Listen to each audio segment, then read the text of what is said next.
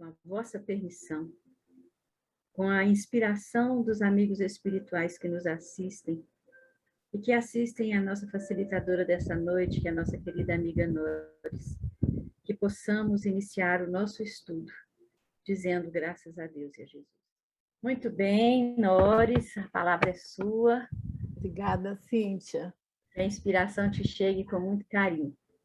Obrigada, viu, gente? Então, dizer para vocês da minha satisfação, né, de estar hoje fazendo esse estudo e dizer que eu acredito assim que uma grande responsabilidade cai sobre as minhas costas, além da que normalmente a gente sente ao realizar uma tarefa espírita, porque, na verdade, eu espero não decepcionar ninguém, porque eu tenho a consciência plena do trabalho bonito e dedicado dos 9 colegas de trabalho que me precederam nesse estudo, né? Então, a gente sempre pede que, como a Cíntia muito bem disse, que os nossos amigos espirituais estejam presentes, nos ajudando a passar a mensagem da melhor forma possível. Nós hoje, então, estaremos finalizando o nosso seminário com o capítulo 10, Os Grandes Segredos do Além. Esse capítulo é um capítulo, de certa forma, pesado, porque Ivone é levada em lugares bastante dolorosos. E eu lembro que a gente teve momentos aqui em que a gente viu coisas lindas, como a Leila falando sobre Frederic Chopin, a Eliana falando sobre o Consolador, não é? Mas nós vamos também lembrar que, além das coisas bonitas, nós precisamos estar atentos, com certeza, a essa outra faceta da espiritualidade. E eu começaria primeiro fazendo uma breve retrospectiva sobre a nossa autora, porque a Cíntia, no primeiro encontro nosso do seminário, a Cíntia brilhantemente nos falou sobre isso. Mas como a gente está terminando agora, eu gostaria de relembrar, não é, que a mediunidade de Ivone foi realmente muito diversificada. Ela foi médium psicógrafa, receitista, e ela teve como mentores, não é, espíritos de altíssimo nível, como Bezerra de Menezes, Charles, Roberto de Canaleiras, tão nosso conhecido no livro Memórias de um Suicida, Bittencourt Sampaio é um outro, e ela possuía também mediunidade de efeitos físicos, e ela chegou a realizar algumas sessões experimentais de materialização, mas ela realmente nunca ficou muito atraída por essa maneira, esse trabalho. O que ela mais gostava de fazer, sempre gostou muito no campo da mediunidade, eram os trabalhos de desdobramento, de incorporação e de receituário homeopático. E como receitista homeopática, ela trabalhou em diversos centros espíritas durante os 54 anos de vida ativa no labor mediúnico. Ivone Pereira deixou uma marca significativa na doutrina espírita. E para esse último capítulo, ela estava trabalhando, ela gostaria de escolher um tema e ela não sabia exatamente por onde começar. E ela fez digamos, uma enquete, né?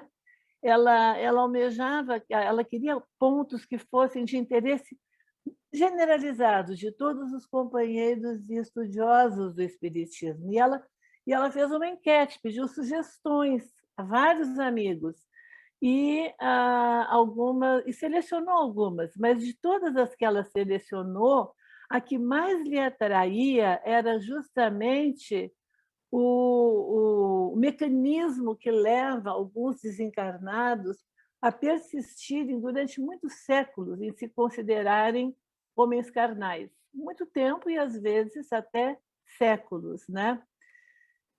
E sobre esse ponto ela se pergunta, porque ela se perguntava muito assim, por quê? Qual o mecanismo de tal fenômeno? E antes de passar para o próximo slide, eu só queria comentar com vocês que, ao ler e estudar este capítulo, eu, apesar de ter consultado vários livros espíritas, que eu até relacionei no final, porque a literatura espírita é pródiga nesse assunto, eu não consegui me desligar do capítulo. Eu fui mergulhando nele e não consegui. Vocês vão me perdoar, porque eu fiquei muito dentro do que Ivone nos conta, porque o que ela conta para a gente é de uma maneira tão pessoal, tão assim, a vivência dela, que eu acho que o resto a gente pode ir buscar cada um de nós, dentro da nossa vontade de aumentar o nosso conhecimento, de um pouco mais além, de não nos conformarmos só com o que nos é colocado, que a gente estude e reestude o Espiritismo para que a gente possa ajudar outros espíritos, não é? Amigos nossos que precisam tanto da doutrina. Então, por isso, eu já estou me desculpando no início, porque ela toda vez que chegava na hora dos trabalhos, ela fazia sempre uma súplica, né?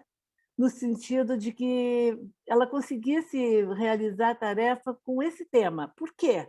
O que acontecia? Qual é o fenômeno que ligava esse estado de essa perseverança do espírito de se considerar ainda encarnado? Mas nada acontecia com a mediunidade. Ela ficava muito totalmente, a mente tomada, totalmente vazia, ela não sentia nenhuma intuição, nenhuma inspiração, totalmente em silêncio. A espiritualidade não se manifestava.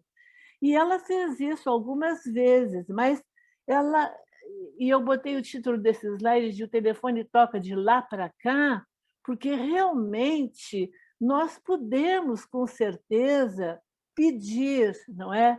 Uma orientação, alguma coisa, nós podemos, com certeza, nos, digamos, evocar, não é? Determinados espíritos, mas sabendo que vai depender para que isso se realize, que tem que vir do espiritual para o material. Nós não conseguimos e não devemos comandar. Então, como ela não recebia nenhuma resposta, né, ela decidiu não insistir, porque ela falou que ela sempre pensou que isso poderia levar até a um tipo de animismo, onde a vontade era tão grande que ela começaria, não por maldade, mas a utilizar-se, talvez, da sua própria opinião pessoal. Né?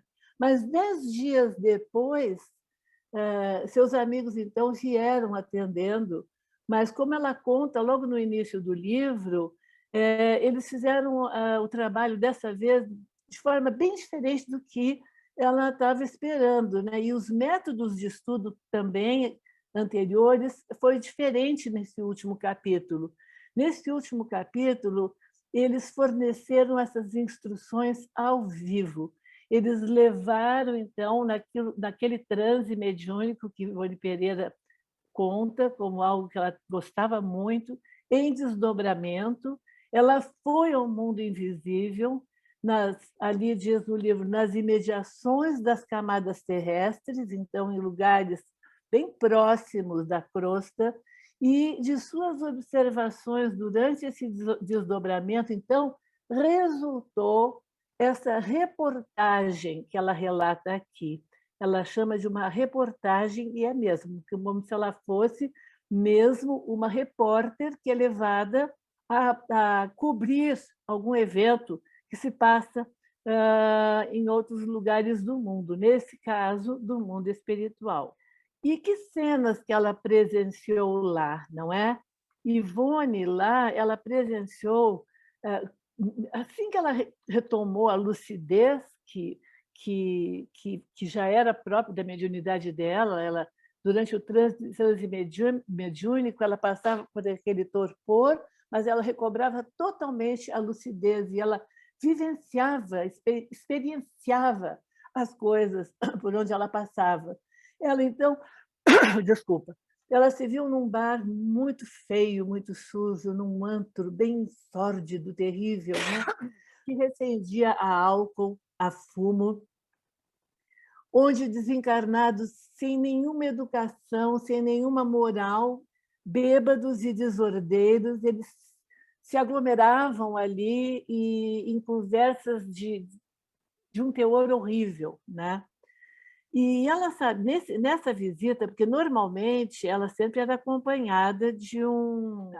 Ela sempre era acompanhada por alguém quando ela fazia essas viagens astrais, digamos assim, né? E quem acompanhava ela nesses lugares mais feios assim sempre foi o espírito de Bezerra de Menezes, ele com aquele coração dele muito grande, ele sentia uma tremenda necessidade de ajudar esses espíritos tão sofredores. Mas nesse caso não foi Bezerra, foi ele não reconheceu, ela não reconheceu a silhueta de Dr. Bezerra, mas era um dos assistentes dele, né? Ele se comunicava com ela durante esse transe telepaticamente. Ele não falava, mas ela recebia todas as instruções, né? E sentiu de em seguida de que ele na Terra, quando ainda encarnado, ele tinha sido um grande cirurgião enquanto ele estava encarnado no planeta. E ele revelou a ela, nesse momento de encontro, que que ele estava no plano espiritual, ele desempenhava tarefas psíquicas junto a pessoas operadas e acidentadas em vários hospitais do Rio de Janeiro. E esse foi o guardião da espiritualidade que acompanhou Ivone, né, nessa tarefa. As entidades que ela via não é na dita caverna, é taverna, bebiam, não é, aguardente, cerveja, comiam avidamente, fumavam, jogavam cartas, jogavam dados, né? E se brindavam, se mimoseavam, se elogiavam, entre aspas, com epítetos de baixo calão. Embora ela continuasse perfeitamente consciente da presença do guardião espiritual dela, porque ela sabia, ela sentia, não é, a segurança que ela conseguia sentir e entender por meio das instruções telepáticas, ele continuava invisível para ela. Ele não aparecia visualmente, ela apenas o recebia telepaticamente, as suas mensagens. E ele explicou para ela o seguinte, que a esse tipo de espírito, não é? Ali onde eles estavam, e a outros semelhantes a eles, não é que a cidade do Rio de Janeiro devia grande percentagem dos acidentes que se verificavam e que se verificam ali, naquela grande cidade, nas vias públicas, nas casas, não é? Como atropelamentos, quedas, braços e pernas partidos, agressões, queimaduras, suicídios, homicídios, brigas, escândalos, confusões domésticas, assaltos, enfim.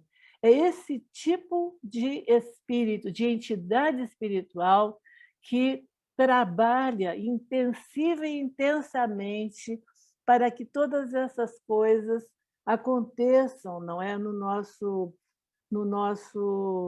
na nossa vida do cotidiano da Terra, porque esses espíritos não eram digamos assim, dos mais que ela chama aqui no livro de os embuçados, que são aqueles do tipo daquele livro de André Luiz que fala o livro Libertação, né? Que fala de um astral ainda mais inferior, de espíritos bem mais maléficos.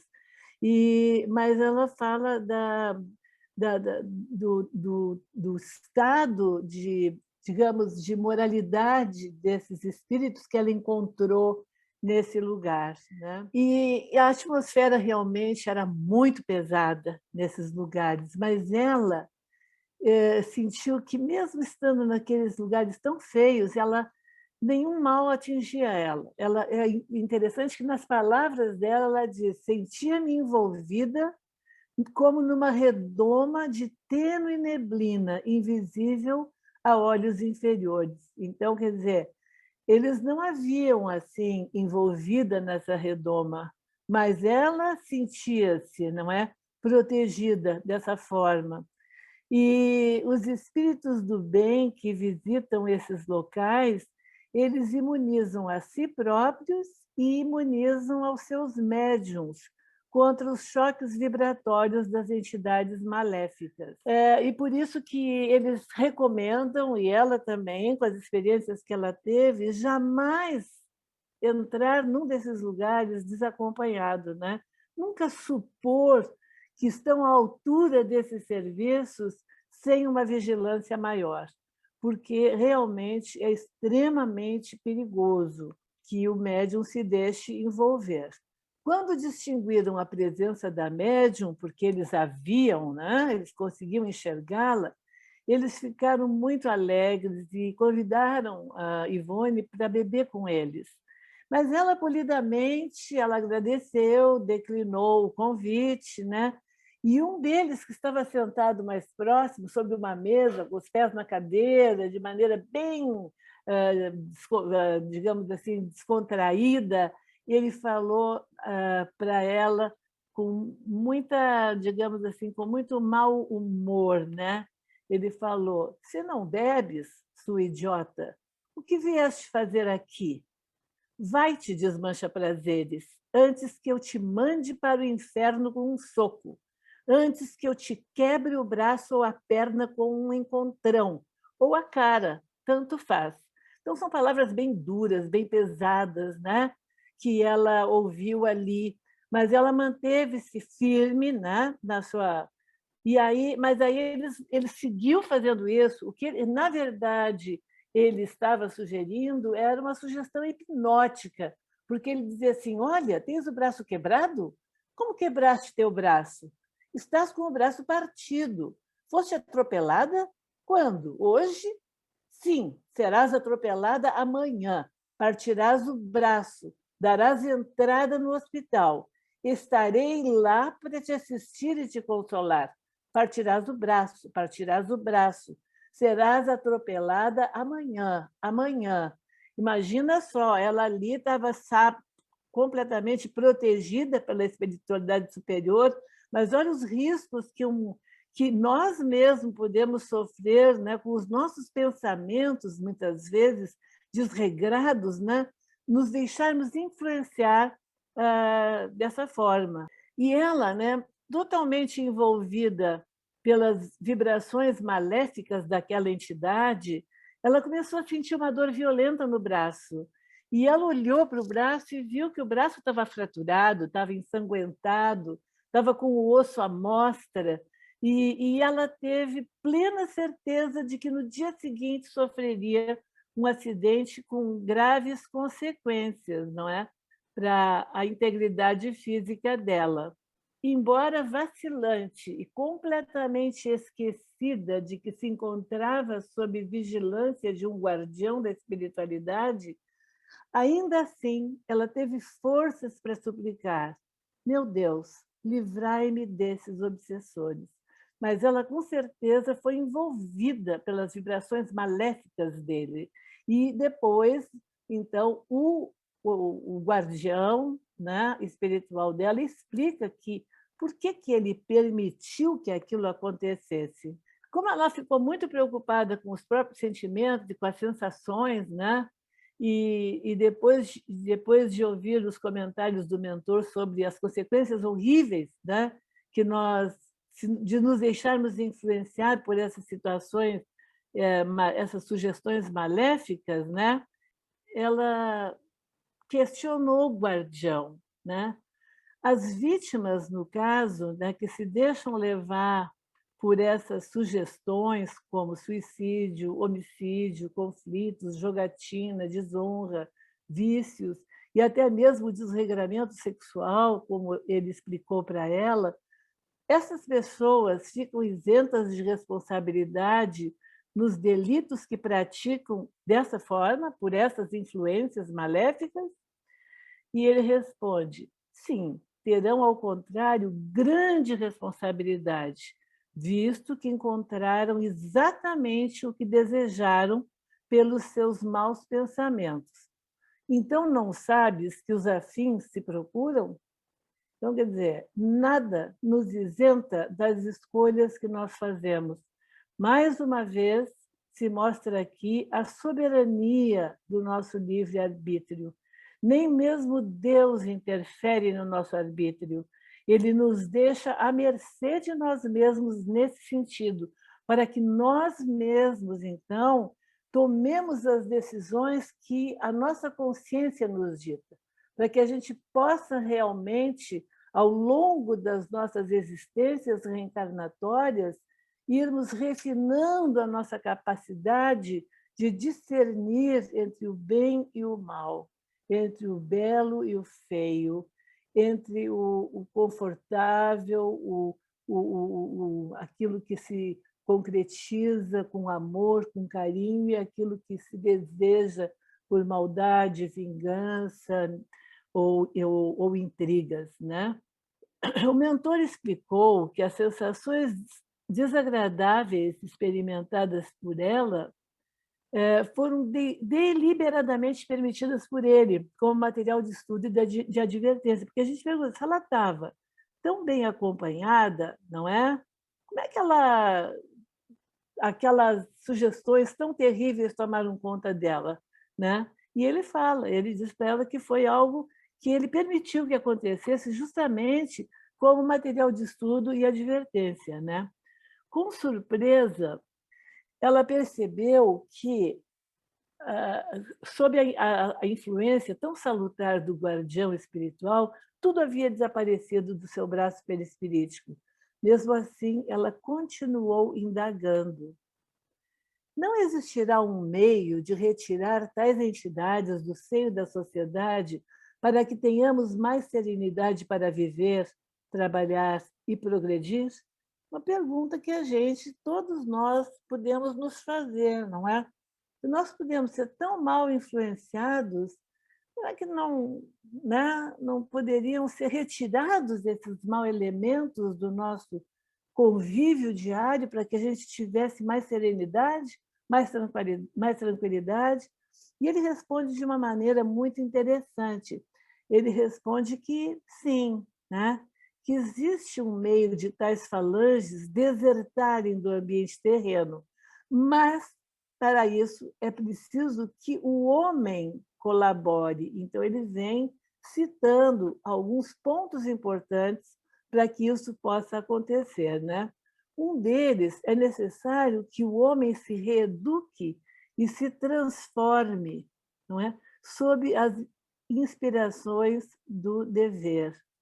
Um outro ponto que ele chama atenção é que esse homem pratique atos justos todos os dias de sua vida. Seja conduzido e guiado por uma mente sadia e honesta. Torne-se submisso e respeitoso a Deus, observando suas leis. Então, a gente vê que esses 4 pontos aí resumem de forma bem, digamos, resumidinha, o que diz naquela passagem do Evangelho sobre o homem de bem, não é? Então, quando que nós atingiremos a perfeição espiritual?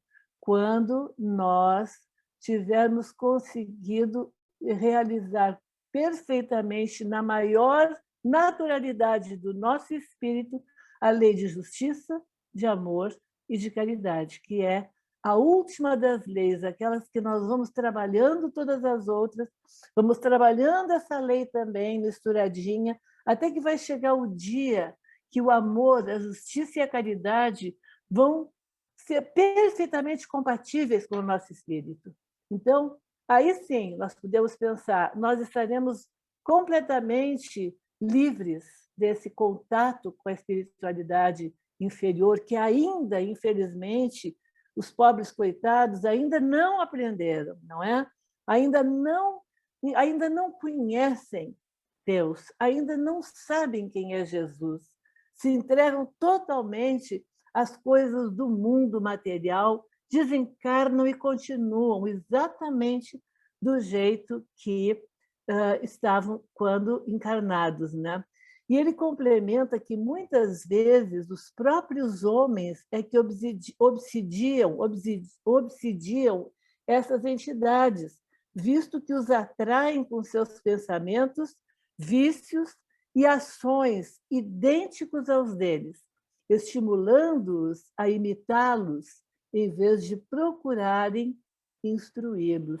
Então, a gente vê ainda aí a nossa grande responsabilidade, não só das nossas escolhas pessoais, como também a nossa capacidade, né, de ajudar o próximo com a nossa, digamos, em vez de nós simplesmente nos deixarmos levar por esses pensamentos, a gente puder estimular esses pobres infelizes a se instruírem, a conhecerem um pouco mais das realidades cristãs.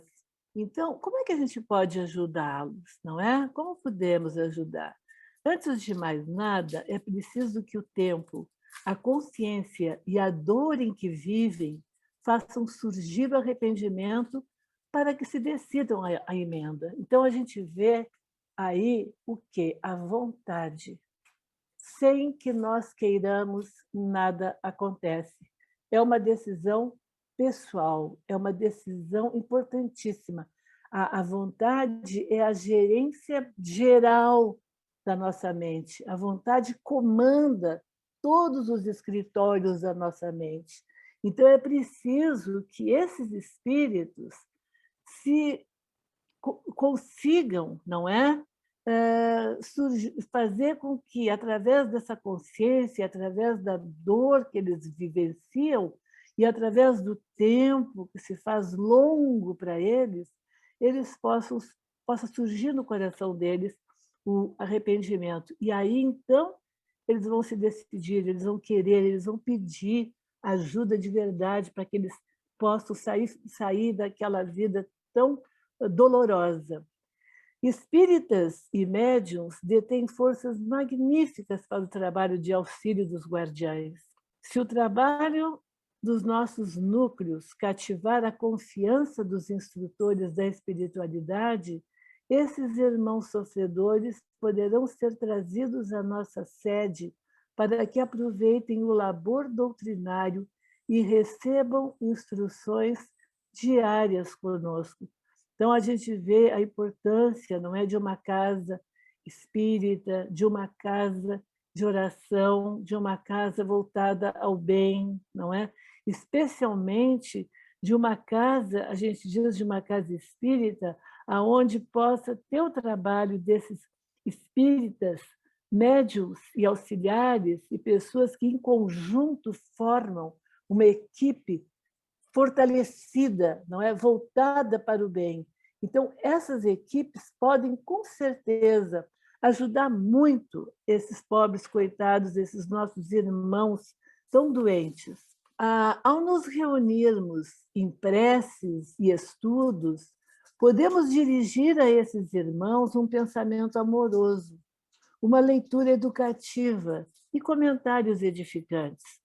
Com certeza, os bons espíritos carrearão nossas palavras e nossa imagem até onde eles se encontram. Porque também aqueles que já estão num outro patamar de entendimento, embora ainda muito necessitados, para eles, até no nosso culto no lar. Por que o culto no lar se faz em voz alta? Por que mesmo fazendo sozinhos o culto no lar, nós lemos o Evangelho em voz alta, nós fazemos comentários em voz alta, porque alguns irmãozinhos dessa espiritualidade necessitada sabem que naquele horário nós vamos estar reunidos com espíritos amigos, não é? Fazendo o nosso culto cristão. E aí esses irmãozinhos vêm, e às vezes eles são tão ainda incapazes de terem a capacidade de lerem assim a nossa a nossa mente, que eles se comprazem em nos ouvir. Para eles, aquelas palavras que nós pronunciamos ali, não é, de louvor a Deus, a Jesus, a caridade, ao amor, vai fazendo neles um efeito maravilhoso. E muitos irmãos da espiritualidade que se dedicam a cuidar desses lugares tão tristes que a Ivone nos conta neste capítulo, não é? Eles levam as nossas palavras e a nossa imagem até onde essas pessoas, essas entidades se encontram. Se pelos valores já adquiridos nós conseguirmos suportar sua presença, eles poderão ser trazidos até nós, pois nossas virtudes serão estimulantes, visando a sua recuperação para o arrependimento. Então, muitas vezes a gente vê em reuniões mediúnicas que são trazidos espíritos muito revoltados, não é? Muito endurecidos, e são trazidos ali, e aquele grupo de médiums e de participantes dessa mesa mediúnica são capazes de doar de si mesma energias poderosas para que esses irmãozinhos possam começar a sentir quebrar neles, fazer, digamos assim, as brechas necessárias para que a espiritualidade possa trabalhar nas suas mentes, não é? Para que eles possam finalmente encontrar o consolo, o conforto. Então, a conjugação do trabalho realizado entre os dois planos será grandemente beneficiário para aqueles delinquentes, e a vontade para a emenda em breve ocorrerá, com a oportunidade de uma nova encarnação. Então, quando você começa a quebrar aquele muro de pedra, não é? Aquele obstáculo que o espírito... Você começa a entrar pela prática do amor, não é? Porque nada mais poderoso do que o amor no trato com esses irmãos, não é? No momento que você começa a perseverar no bem, a que eles sintam que você sente por eles um amor genuíno, não é? Eles vão, então, lentamente abrindo neles a capacidade de se reeducarem, e eles vão se aprontando para uma nova oportunidade reencarnatória, porque, com certeza, eles terão que voltar, como nós todos, não é? E fazer aquilo que for necessário para a expiação daí para o futuro, será bem mais fácil a caminhada para a regeneração. Aí, lentamente, gradualmente, ainda com bastante sofrimento, com bastante dor, mas com muita perseverança, com muita vontade de melhorar, já conseguindo entender que existe uma luz além daquela escuridão toda, eles vão acabar atingindo, não é? Uma etapa evolutiva muito mais plena e tranquila. As últimas páginas deste livro foram dedicadas a esclarecer a grande questão de Ivone sobre quais os mecanismos que levam certos espíritos a se considerarem homens carnais, quando, em verdade, muitas vezes, há séculos eles já estão desencarnados. Né? As coisas que realmente levam, eu pergunto, que fenômenos são esses, não é? O que está por trás disso? O que se relaciona nesses espíritos? Uma das coisas que Ivone traz para nós nesse capítulo é o total desconhecimento sobre a realidade do mundo espiritual, pois eles se sentem mais vivos e mais vibráteis do que quando eram humanos. Eles não sabiam disso, não é? Eles tinham total distanciamento de qualquer relação com a imortalidade da alma, né? Então, isso é uma grande surpresa para eles, e eles simplesmente não acreditam naquilo. Um outro ponto que ela traz, com palavras dela também, é que eles são teimosos, retrógrados e cegos que não querem ver. São senhores de sua vontade, conforme o eram na terra. Essa vontade distorcida que faz com que eles se voltem para o mal, se voltem para a delinquência. Terceiro, ela diz que, em alguns casos, ocorre um traumatismo moral mental, além do físico, em que o supliciado sentiu tal horror, sofreu tão intenso martírio, que todas as moléculas perispirituais se chocaram violentamente, provocando um traumatismo generalizado. Eu queria ver se eu achava rápido aqui no livro, quando ela fala sobre aquele caso do homem que está no poço com as serpentes, não é? Que eu até marquei aqui, é uma coisa assim terrível, mas aquele indivíduo, aquela entidade passou por tal suplício, como era muito comum nessa época, as pessoas serem jogadas nesses lugares para morrer ali lentamente, de maneira horrorosa, que isso acontece realmente um tremendo traumatismo, que nem a síndrome dos, como é que é, dos traumatismos, experiências pós-traumáticas, que eu esqueci do nome agora, das pessoas que vêm, por exemplo, de guerras, né, que passam por situações horrorosas e que voltam para casa e que não conseguem mais retornar à sua vida normal porque sofrem com aquelas lembranças, sofrem com aqueles pensamentos, sofrem com os sonhos, não é? São assediados assim frequentemente com aqueles momentos de dor, de tristeza, de ver um companheiro desencarnando na frente dele sem possibilidade de auxílio, né? Então isso acontece também muito com esses espíritos que ficam muitas vezes presos à vida terrena, né? Um outro ponto também que ela traz à tona é que a gente lembra sempre do suicida, que o suicida procurou a morte, mas, em geral, ele se surpreende, não é? Porque ele continua vivo, ele se sente vivo. Ele falou, como é possível, não é? Como é que eu não desencarnei, não morri?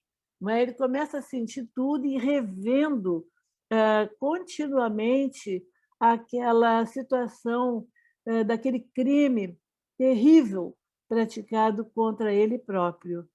Uma quinta coisa que ela chama a atenção é que pode ocorrer também o despertar de uma consciência delituosa, em que o desencarnado revê em retrospecto, como um pesadelo, o crime por ele mesmo cometido no passado, sobre alguém que desejou desfazer-se. Então, ele cometeu o crime, né? E ele, depois de desencarnado, e depois de vários anos, e de muitas vezes, às vezes até séculos, ele não consegue esquecer daquele momento, daquele dia, daquele fato, né? E ele se agarra a isso e não consegue aceitar a ajuda do plano espiritual. Tem um outro também caso que ela levanta, que é que algumas entidades não passam de hipócritas ao negarem a morte, pois conhecem a própria situação, embora não entendam muito bem o que se passa. Então, tem aqueles, os mesmos da nossa vida material, não é? Outros fingem ignorar o verdadeiro estado pelo terror que sentem pela morte, que lhes trará o julgamento divino, segundo as crenças que professam. Então, o medo, né? O medo de encarar a verdade. Então, embora esse caso que eu lembro do livro Memórias de um Suicida não seja um caso, ele sabia que estava desencarnado, mas ele bloqueou, daqueles espíritos bloqueou totalmente o que ele tinha feito. Ele simplesmente cobriu aquilo, e ele não queria lembrar daquilo. E ele precisava lembrar, era algo que era importantíssimo que ele lembrasse para a sua capacidade de soerguimento, né? E como ele, de livre e espontânea vontade, ele não conseguia fazer isso, foi colocada uma tela na frente dele e ele foi vendo como o filme da vida dele. E ali ele pôde ver o que ele próprio havia feito para sua própria mãe, não é, que permitiu com que ela morresse como uma mendiga nas ruas de Lisboa, entendeu? Abandonou totalmente a sua mãe, e aí se revela uma série de atitudes, e ele não queria ver, ele ficou horrorizado com aquilo que ele viu. Ele tinha bloqueado realmente aquilo que acontece também na nossa vida aqui, que é preciso muitas vezes um tratamento psiquiátrico, uma análise, um terapeuta, um psicólogo, para nos ajudar a trazer do fundo de nós, por nossa própria vontade, não é? Essas coisas que estão lá escondidinhas, às vezes dentro de uma caixinha, com chave, bem chaveada, e que a gente evita de lembrar.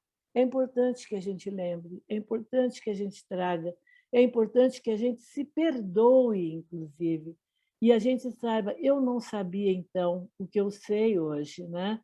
Eu não sabia que a gente, na verdade, tem um Senhor, um Deus criador de todas as coisas e que nada no nosso universo acontece sem que ele esteja presente com as suas leis, não é?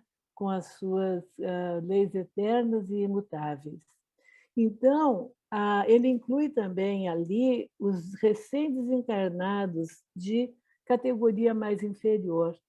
São ainda muito coitadinhos, não sabem, às vezes eles ficam, até como a gente viu naquele outro livro, Evolução em Dois Mundos, quando aqueles espíritos daqueles selvagens, ao desencarnarem, eles ficam muito próximos da tribo, eles ficam muito próximos do cotidiano e rapidamente eles reencarnam, porque eles ainda não têm, não é por maldade, não é por, mas eles ainda não têm capacidade de reconhecer que estão no plano espiritual. Então, eles ficam mais ou menos por ali. E na primeira oportunidade, eles encarnam, não é? E assim eles vão, pouco a pouco, se melhorando, lentamente, faz parte do nosso processo evolutivo. As recomendações do guardião espiritual. O que ele disse no final para Ivone? Falou, não procura complicar demais essa história, né, de por que esses espíritos estão ou não estão. Continua estudando com muita atenção o que a revelação espírita já te concedeu e vai propagando os segredos que fores desvendando de todas as formas possíveis. Então, quer dizer, ao invés de nós gastarmos tempo com a curiosidade, com descobrirmos, digamos assim, como a gente fala, o sexo dos anjos, vamos focar a nossa atenção ao nosso estudo. Fazer isso que nós fazemos nesse nosso grupo bendito, em outros grupos de estudo que a gente também tem a capacidade de fazer parte, não é? E ir pouco a pouco passando isso para frente. Nós não precisamos passar só numa tribuna oratórica, nós não precisamos subir em cima de um palco para fazer uma palestra, não é? Nós podemos simplesmente irmos, digamos, catequizando, doutrinando as pessoas com o nosso próprio comportamento, com a nossa própria conversa, com as nossas próprias preces, com o nosso próprio culto no lar. São todas maneiras de a gente ir, não é? Fazendo o bem sem nem percebermos, às vezes, do tanto de bem que a gente está fazendo.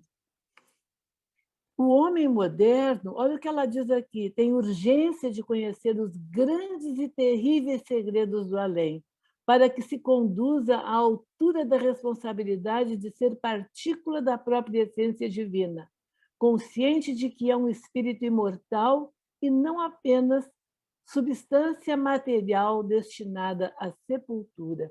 Então, isso que ele diz para ela, façam isso, divulguem o que a doutrina espírita nos ensina, o que a doutrina espírita nos revela, não é? Vamos aprofundar nossos estudos, vamos conversar sobre isso, porque o homem atualmente ele precisa muito disso, ele precisa muito de evangelho, ele precisa muito de Jesus, ele precisa muito de entender a imortalidade da alma, que a vida não se resume a essa experiência encarnatória, que a vida é a vida verdadeira, a vida do espírito. Como eu ouvi um palestrante dizer, contrário de vida não é, não, contrário de morte não é vida. O contrário de morte é renascimento, porque a vida ela é perene, ela não se esgota, é a vida do espírito. A revelação espírita é bela, grandiosa e profunda. Continua descerrando os véus dos grandes ensinamentos que ela traz, pois para isso nasceste, carregando o inapreciável dom que lhe foi concedido, né? Para que te tornes porta-voz dos dois mundos. Ele, nesse momento, ele estava falando sobre a mediunidade da Ivone, né? Aquela capacidade a mais que aquele ser humano tem de ajudar, não só pela palavra, mas pela palavra fortalecida pelas suas vivências. Né? E as palavras finais agora da autora, né? Aquelas foram as recomendações do mentor. Agora, a Ivone termina este capítulo dizendo assim: mas a verdade é que no dia seguinte eu me senti receosa de sofrer um acidente que me fraturasse o braço. Foi necessário orar e vigiar atentamente para que a sugestão sofrida durante o transe se extinguisse completamente. Gente, olha só os perigos das sugestões hipnóticas, que nós muitas vezes nos fazemos vítima com os nossos pensamentos de baixo teor vibratório, onde a gente entra em contato com a espiritualidade do mesmo nível. E aí nós estamos sujeitos a todas essas coisas, mesmo sem fazermos essa visita tão corpo a corpo como Ivone fez, né? Contudo, nada me sucedeu, e à tarde eu já estava totalmente recuperada.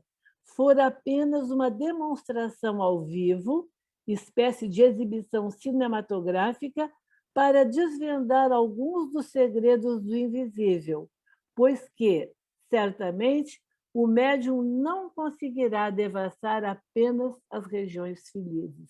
Então, tem muitos médiuns que se preocupam. Por que eu recebo tanto espírito sofredor? Como ser bom médium fosse só aquele que viaja pelos lugares mais elevados e dá comunicações mais elevadas, quando na verdade não é. Nós fazemos essas coisas pelo nosso pensamento, pela nossa vontade, mas nós estamos sempre a serviço, não é? Daqueles que sofrem, se formos médiums dedicados e conscientes. Aí eu li, eu disse para você, gente, que eu li muitas coisas sobre esse assunto, né? E a literatura espírita realmente ela é riquíssima na descrição de um vasto número de casos sobre esse assunto, né? Que trata este capítulo. E num livro de Leon Denis, Espíritos e Médiuns, ele diz assim, Leon Denis: com o pensamento e a vontade, podemos pôr em movimento todas as forças escondidas em nós mesmos. Nossas irradiações fluídicas se impregnam das qualidades ou dos defeitos dos pensamentos e criam, em torno de nós, um ambiente de conformidade com o estado da alma. Então, quem é que faz? Nós mesmos, com o nosso pensamento e a nossa vontade. Né? Nós criamos o mundo, a felicidade que nós almejamos com aqueles pensamentos que nós alimentamos. E tem várias sugestões de leitura. Tem o Livro dos Espíritos, que até a Ivone traz ali, todas aquelas questões que ela traz no início, da número 459 a 468, tem uma frase muito linda no, da Lei de Adoração, na terceira parte também do Livro dos Espíritos, a pergunta 662, tem no livro A Gênese, o capítulo 14 da Gênese, os fluidos, o item 1. Tem no Evangelho segundo o Espiritismo, no capítulo 28, item 20. Tem a literatura de André Luiz, então, é riquíssima. Tem nos Mecanismos da Mediunidade uma leitura fantástica do ponto de vista científico sobre a matéria mental. No livro Libertação, no capítulo 4, fala numa cidade estranha. É maravilhoso, gente, da gente ler essas coisas. No livro Nos Domínios da Mediunidade, capítulo 25, em torno da fixação mental. No livro Ação e Reação, que nós já fizemos um estudo, no capítulo 5, Almas Enfermiças. No livro Nosso Lar, capítulo 34, Os Recém-Chegados do Umbral. Nesse livro de Hermínio Miranda, Diálogo com as Sombras, no capítulo 20, tem um relato espetacular e o título desse capítulo é O Vingador. Dependendo do tempo, se ainda tiver, eu gostaria de fazer essa historinha para vocês. E no livro Tormentos da Obsessão, de Divaldo, pelo espírito Manuel Filomeno de Miranda, no capítulo 17, Alucinações Espirituais. E eu achei também coisas muito interessantes num link desse médico, Alexandre Serafim, curso de Medicina da Alma. Ele é presidente da AME do Vale do Paraíba. E isso é uma meia dúzia de coisas que eu tive a oportunidade de olhar, de folhear, enquanto eu fazia esse estudo. Né? Então, a próxima semana está aqui, viu, gente? É o debate, né? Capítulo 7, 8, 9 e 10, que a Bárbara, o Gustavo, a Eliana e eu vamos estar na tribuna aí, tá? Tentando responder as questões. Eu interrompi, mas ele não quis interromper, mas eu vou abrir aqui, daí eu vejo só vocês. Gente, essa historinha é uma história, uma coisa bem assim triste, mas é interessante. Está nesse livro que eu falei para vocês, O Vingador, o livro é de Hermínio Miranda, no capítulo, aquele que está escrito aí, que chama O Vingador. Então, é para a gente ver como o espírito se cristaliza, não é? Nessas coisas. E eu escrevi aqui, porque tem palavras aqui que eu quero dizer a palavra que ele falou. A gente, quando vai contar, às vezes não consegue reproduzir exatamente aquilo. Ele fala assim, que numa das reuniões mediúnicas, que esse livro Diálogo com as Sombras é um livro só sobre os dialogadores ou doutrinadores espíritas, sobre as experiências dele, não é, no trabalho de dialogador durante anos da vida dele, e as vivências dele ele relata nesse livro. E nessa história do Vingador, ele diz assim: alguém nos pediu ajuda espiritual para uma jovem em constante estado de revolta, de angústia e de desajuste.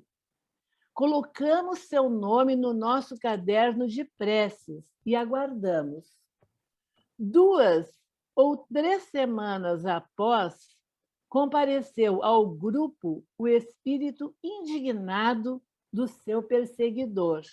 E a história desenrolou-se. Fora seu esposo em antiga existência na Idade Média. Eram nobres, abastados e viviam em um castelo. Seu drama é que, segundo ele, todos os dias, através dos séculos, à mesma hora, ele abre determinada porta, já sabendo o que vai encontrar. A cena inesquecível do flagrante da traição de sua esposa. Ali, nesse momento, ele a matou e suicidou-se. No entanto, a tragédia, longe de pacificar seu coração ou aplacar o seu rancor, ainda mais o exacerbou, porque sofreu os horrores não apenas por causa do assassinato da esposa, mas também em razão do triste crime do suicídio. As dores que se seguiram consolidaram seu ódio e, desde então, ele passou a perseguir o espírito da antiga amada, Tanto ele como ela tiveram outras vidas nesse ínterim, e ela estava, nesse momento, encarnada na figura daquela moça pela qual foi pedido socorro. Seu desejo agora era de levá-la ao suicídio, e ela tinha muitos desejos suicidas. E por tê-la totalmente sob seu domínio, ele queria que ela suicidasse, porque daí ele ficaria sob o jugo dele.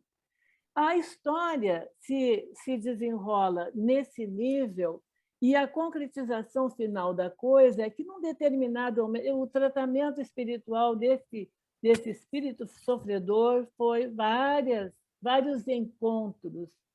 E, finalmente, o dialogador teve a ideia de perguntar se eles tinham tido filhos.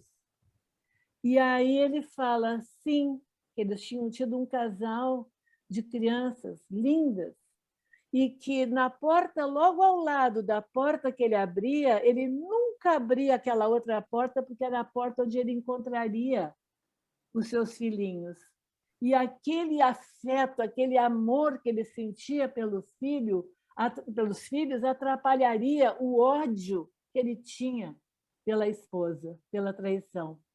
Então, ele não consegue fazer isso. Quando o dialogador quebra, não é, esse obstáculo, ele, então, começa a ter a sua, digamos assim, ficar aberto às coisas. Aí, como a esposa estava encarnada, o grupo traz essa esposa durante o sono, né?